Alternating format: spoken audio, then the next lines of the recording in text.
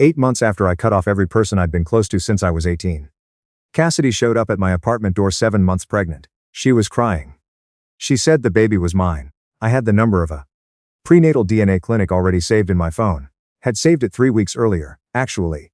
Because when your ex-fiancée spends 8 months with the guy she cheated on you with and suddenly goes quiet on social media, right around the time she'd normally be showing, you start doing math. But before any of that, you need to understand what happened on a Thursday afternoon in October. I'd been with Cassidy for 3 years. We got engaged 9 months before everything fell apart, at the same restaurant where we'd had our first date. Simple ring, nothing flashy, just the way she said she wanted it. I thought I knew her. I thought I knew my best friend Felix too. We'd been close since freshman orientation at Ohio State, the kind of friendship where you're each other's emergency contact, and you don't think twice about it. Felix was who I called when my dad had a health scare 2 years ago. He drove 4 hours just to sit with me in the waiting room. When I got laid off in 2022, he forwarded my resume to half his professional network and bought me dinner every Friday for 2 months while I regrouped. I was supposed to be his best man. He was supposed to be mine.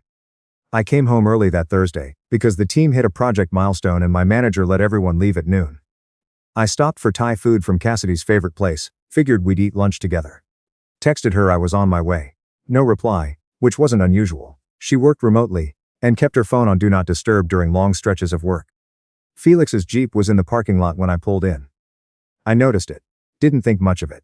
He'd stopped by before when I wasn't home, dropped things off. I took the elevator up, unlocked the door, set the food on the counter, and called her name. No answer. I heard something from the bedroom. I knocked once, then opened the door. I'm not going to describe what I saw. You don't need the details, and I have no interest in reliving them. What I'll tell you is that it was 3 in the afternoon on a weekday. Neither of them was drunk. And whatever was happening had clearly been happening long enough that there was nothing confused or accidental about it. Felix looked at me, not with guilt, something closer to pity, like he felt sorry for me for walking in. I closed the door, went back to the kitchen, took the Thai food, walked out of the apartment and sat in my car in the garage for about 20 minutes staring at nothing. Then I drove to my friend Victor's place because I didn't know where else to go. That was my first mistake. Victor had been part of our college group from the start. 6 of us had stayed close after graduation. Me, Felix, Victor and 3 others. A decade of history. I thought telling Victor was the obvious move. He listened, said all the right things. Then I found out he called Felix that same night. By the weekend everyone knew. And somehow, by Monday the group consensus was that I needed to hear Felix out. That it was complicated. That Cassidy and I had been struggling in ways I wasn't recognizing clearly. I hadn't told any of them we were struggling because we weren't, or I didn't think we were. My sister, who'd known Felix almost as long as I had, and had always found reasons to mention how great he was, called to tell me I was being rigid. That these things happened in relationships, that I should talk to Cassidy before making permanent decisions. I hung up on her mid-sentence. My parents did the thing conflict-averse people do. My mom said she was sorry and in the next breath asked if maybe I'd been working too much lately. My dad said Felix was like a son to him, and he hoped we could all work through it. Work through it. I moved out of the apartment that weekend. Found a furnished short-term rental across town. Paid first and last up front. Moved everything I owned in 2 carloads. I left the furniture, most of it was hers anyway. Told my manager I was dealing with a personal situation and needed to stay fully remote for a while. He said take whatever time I needed. No questions asked. Then I blocked every number that had called to explain or mediate or suggest I was being unreasonable. The first 2 months were rough in the way that silence is rough. Not dramatic. Just empty. I worked long hours, went to bed tired, woke up tired. Cooked because it gave my hands something to do. Started running every morning because lying in bed staring at the ceiling felt worse than being cold at 6 a.m. By month 4 I was starting to feel like myself again. I found a boxing gym near the apartment and started going 5 mornings a week. I was sleeping through the night. I was making real food. I went 2 days without thinking about any of it. And then realized I'd done that and it felt significant. By month 7 I was genuinely okay. I had a routine, a bigger account at work that my manager had trusted me with, the gym, weekend runs along the river, and zero drama. I'd built something small and clean and entirely mine. No one to explain myself to. No one asking me to be the bigger person about the thing that had taken me apart. That's when Cassidy knocked on my door. Tuesday evening. I'd just changed out of work clothes, poured myself a glass of water, and sat down to watch the game. 3 knocks, polite, deliberate. I looked through the peephole. 7 months pregnant, maybe more. Loose green dress, Hair down, no makeup, which was unusual for her. The absence of it read as intentional, the red eyes read as prepared. I stood there for about 15 seconds. She knocked again. I know you're home, please. I just need 5 minutes. I opened the door, didn't step back, hand on the frame. What do you want, Cassidy? Her lip trembled. She was always good at that. Can I come in, please? No. What do you want? Long breath, slow and rehearsed. What happened between me and Felix? It wasn't what you think. He'd been pursuing me for months. I was in a vulnerable place and I handled it wrong, and I hate myself for it. But I need you to know I never stopped loving you. I waited. With the baby. Her hand went to her stomach. The gesture was too smooth. It's yours. From before everything. The timing, I've been doing the math and I need you to know it's yours. I looked at her for a moment. Prove it. She blinked. What? Prove it. DNA test. Prenatal, non-invasive, far along with no problem. I'll pay for it. Her face moved through several things in about 3 seconds. Surprise. Then something that looked like hurt. Then something that was definitely calculation. You don't believe me? No. The word sat there between us. I let it. Do you know what those tests cost? Her voice shifted softer now. I can't afford. I'll pay for it. I already said that. That's not who you are. Softer still. You're not this cold. I know you. You want to do the right thing. The right thing is a DNA test. That's what I'm offering. And if I say no, then you leave, and we never speak again. She stared at me. I could see her recalibrating, deciding which angle still had traction. The love angle wasn't working. The vulnerability angle wasn't working. She tried once more, quieter. Can we just talk inside like adults? We're talking right now. Fine. The softness dropped out of her voice. Fine, if you want a test, we'll do a test. I reached into my back pocket and pulled out the business card I'd been carrying for 3 weeks. The clinic downtown, the one I'd researched carefully. I held it out. She looked at it like she was deciding something. Then she took it. You're going to regret this. Maybe. But I'll regret it with a paternity test in hand. I closed the door. Heard her stand there for a while, then her footsteps fading. I went back to the couch, unmuted the game. My hand was steady, my pulse was normal. That surprised me. 2 days later her text came. Appointment scheduled. Thursday 10 a.m. She sent the address. That night I went back through old messages on my phone. A thread where Felix had asked me for advice about a woman he liked. I'd told him to be honest, to go for it. Not to overthink. A thread where Cassidy had complained about Felix being too much at a party. I'd taken her side, told her I'd say something to him. Performing frustration. Building a cover. I screenshot everything, organized it by date, made a folder on my laptop, called documentation, and saved it all in there. Thursday came. I got to the clinic before she did. Sat in the waiting room with my phone and answered emails. When she walked in, she tried to make small talk. I kept reading emails. Cheek swab on my end. 15 minutes. Start to finish, results in 7 to 10 business days. Walking out, she tried again. Can we get coffee? Just to talk about what happens either way. What happens is we wait for results. If the test confirms I'm the father, you'll hear from my attorney about arrangements. If it doesn't, you never contact me again. She stopped walking. Your attorney? Already spoke with one, just covering my bases. I walked to my car. The week that followed was long in the way that waiting is long when you already know the answer. I worked. I went to the gym every morning. I ran 4 miles in the cold. I stayed late twice to prep a client presentation. I did not let myself spiral. Wednesday, Thursday, Friday, nothing. Monday. Nothing. Tuesday morning, 7:14 a.m., I was halfway through my run when my watch buzzed. Email from the clinic. I stopped on the sidewalk, pulled out my phone, breathing hard. People walking past me with coffee cups and dogs. Subject: paternity test results. I read the first line. Probability of paternity, 0%. I read it 3 times. Then I kept running. Not because I needed to process it. I'd known. I'd known from the moment I did the math. 8 months of silence, her waiting until she couldn't hide it anymore. The way she'd looked standing at my door, too composed, too ready. The 0.0% wasn't a surprise. It was a confirmation. And confirmation carries its own specific weight. What I felt running those last 2 miles was the very particular satisfaction of being completely right about something you'd hoped you were wrong about. I got home, made coffee, opened my laptop. I built a PDF 4 pages.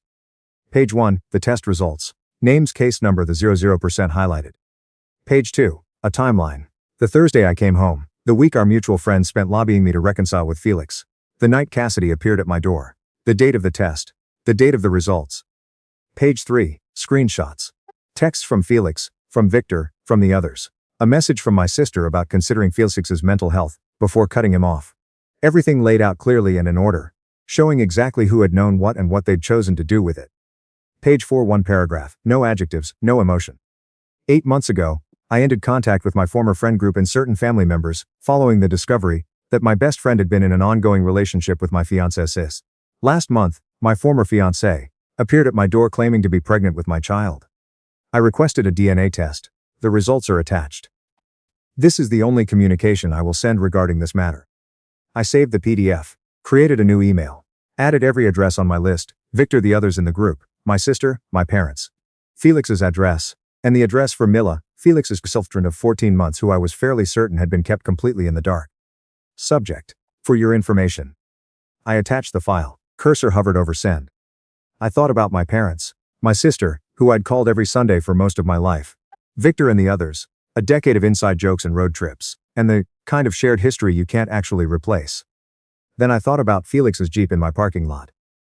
About the look on his face when I opened that bedroom door. About Cassidy, standing at my doorstep, using a pregnancy to try to recruit me into cleaning up the mess they'd made together. I clicked send. My phone started going off within 3 minutes. Victor, what's is this? My sister, are you actually serious right now? My mom called. I declined. My dad called immediately after, declined. Victor called, declined. I opened the group chat I'd been muted in for 8 months. 17 messages in under 10 minutes. Is this real? Call him, Felix, what is going on? Oh my God. I typed one line into the chat. This is the last message I'm sending here. Don't look for me. Muted it again. My sister sent a text. You can't blow everyone's life up and disappear. We're still family. This is extreme. I didn't respond. A few minutes later, an unknown number. I almost didn't answer. Hello. Is this a woman's voice? Shaky, careful. Is Cassidy actually pregnant? Is this real? Mila. I recognized her from the handful of times we'd all been in the same room. The test results are real, I said. The baby isn't mine. Silence. Did you know? Asked. About them? Not until the night I found them. That was 8 months ago. She repeated it slowly, 8 months. Then he told me it was once, before we were serious. He said he ended it. It wasn't once, and he didn't end it. I heard her exhale, long and controlled. The kind of breathing someone does when they're trying to hold themselves together in front of a stranger. I'm sorry, she said. I'm sorry you went through this. You don't have anything to apologize for, I said. You trusted the wrong person. That's not the same as doing something wrong. We hung up. My phone rang 68 times that afternoon. I counted. 11 voicemails I didn't listen to. Over 100 texts I didn't read. My parents came to the building. The front door camera caught them. My mom with her hand pressed to her mouth. My dad standing with his arms crossed, staring at my door number like it might open on its own. I turned the TV up and waited. They knocked for 6 minutes. I did not answer. They left. I blocked every number that defended Felix. 14 by the end of the day. Kept 4 that said things like I had no idea, or you did the right thing. At 11 p.m., Mila texted my number. Someone must have given it to her. I ended it with him. He admitted the baby is his. He said he'd been planning to tell me when the timing was right. We've been together over a year. I'm so sorry for what you went through. I hope you're okay. I read it twice. Didn't respond. Didn't block her either. I sat in my apartment in the quiet after everything and waited for something. Relief, rage, grief, something. And mostly what I found was stillness. A very particular blankness, like the air pressure after a storm when everything finally equalizes. And then I understood something clearly. I was still in the same city. 25 minutes from my parents' house. 12 from Victor's apartment. Cassidy knew where I lived. Felix knew my office building. I had burned every bridge, but I was still standing on their side of the river. I opened my laptop and found the email my manager had forwarded 3 weeks earlier. The one I'd been putting off. The regional director in Nashville had reached out. They were restructuring the Southeast team and needed someone to lead a new account group. Significant pay increase. Leadership track, relocation fully covered. My manager had forwarded it with a single line. Worth thinking about. I typed a reply, I'm interested. When can we connect? Sent it. Closed the laptop. Went to bed and slept 8 hours straight without waking up once. My manager called at 8 the next morning. By noon I had a written offer. 30% salary increase. Full relocation. 2 months of temporary housing while I found something permanent. Start date flexible. But they were hoping for 4 weeks out. I called back and accepted before I'd finished reading. The full email. I gave notice on my apartment that afternoon. Started listing furniture. My couch sold in a day, the dining table in 2. By the end of the week the apartment was empty boxes, and things I was donating to the church drop off down the block. I got a new phone number, gave it to my manager, my bank, my doctor, my health insurance, and exactly no one else. My old phone received calls and texts for about 2 weeks after that. I checked it once a day the way you check a healing cut, just to see where things stood. My parents had left 5 voicemails. My sister had sent 14 texts, the tone shifting over the 2 weeks from sharp to something that sounded almost like genuine understanding. Victor had sent one message that just said I get it. I thought that was either meaningless or the most he was capable of. None of it changed anything. Not because I was bitter, because I was already in the process of being gone. Moving day was a Saturday in early January. Cold, clear, the kind of morning where the air feels like something's starting over. 2 duffel bags, a single box of documents and essentials, my gym bag. Everything else had been sold or donated. The apartment was bare walls and the faint smell of cleaning spray. I dropped my keys in the building manager's mail slot, got in my car, started the engine. Somewhere around hour 4, crossing into Tennessee on I-65, my phone rang from a number I didn't have in my contacts. New number, so it could only be a handful of people. I answered on speaker. It was my dad. I didn't ask how he'd gotten it. "You've got 2 minutes," I said. A breath. Then, "We were wrong. I was wrong. We were trying to hold things together and we didn't stop to think about what that cost you. I know that now." "What changed?" Long pause. "Your sister talked to Mila, and then she talked to us." "So you believe me now, because someone outside confirmed it?" "Yes." He said it flat, no defense, and I'm ashamed of that. I drove without talking for a moment. "I'm not coming back," I said. "Not as in I need time. As in I'm done. I built everything I had there on people I thought I could count on and none of it held. I'm not rebuilding from the same ground with the same materials." He didn't argue. Didn't try to negotiate. That restraint, more than any apology, was the most honest thing he'd given me. "I hope Nashville treats you well," he said. "Take care of yourself, Dad." I didn't hang up. I let him go when he was ready. Nashville was good to me. The job was harder than expected, and better than expected in equal measure. New city, no history, no one who knew me as the guy who got blindsided, or the guy who walked away from his entire life at once. I was just the new account director who got in early and learned fast. I found a gym and went most mornings. Started hiking on weekends because Tennessee has more trail access than I'd realized, and it turned out I liked places where my phone had no service. And the only thing required of me was paying attention to where I was putting my feet. 3 months in, I met a woman on a trail near Percy Warner Park. She'd stopped to check a map, and I had cell service where she didn't, so I helped her figure out which fork to take. We ended up hiking the last 2 miles together.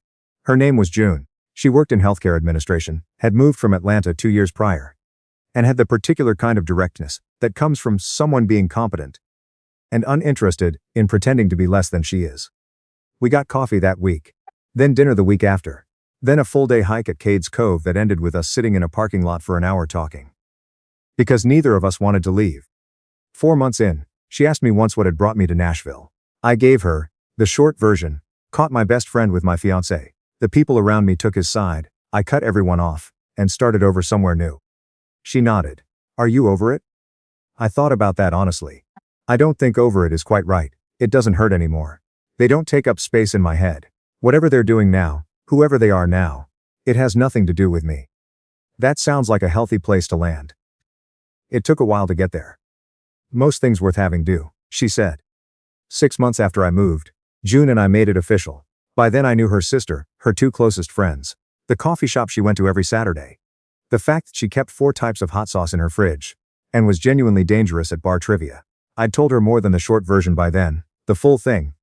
And she'd listened, all the way through. Without flinching and without trying to fix it. When I finished she said, "That's a lot to carry." "I'm not carrying it anymore." She smiled. "I can tell." One evening in late spring we were sitting on her back porch, drinks in hand, watching the sun drop behind the tree line. Out of nowhere, she asked, "Do you ever think about reaching out? Your parents? Your sister?" I took my time with that. My sister had sent one final message 6 months after I moved, not asking for anything, not negotiating, just, "I'm sorry. I understand if you don't respond." I'd read it 3 times over several days and not replied. I still thought about it sometimes. My sister, maybe someday, I said. I don't know yet.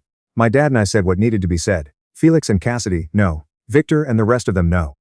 What about the baby? A child who had no part in any of it. Born into a situation they hadn't chosen, to two people who'd spent a year lying to everyone around them. That child has a father, I said. I'm not it. That's not a door I should walk through. June nodded slowly. That makes sense. We sat there in the quiet for a while. The way you can sit with someone when silence doesn't need to be filled. I thought about where I'd been sitting 8 months after I first cut everyone off. In a furnished apartment I barely decorated. Going through the daily motions of rebuilding. And where I was sitting now. Same amount of time. Different universe entirely.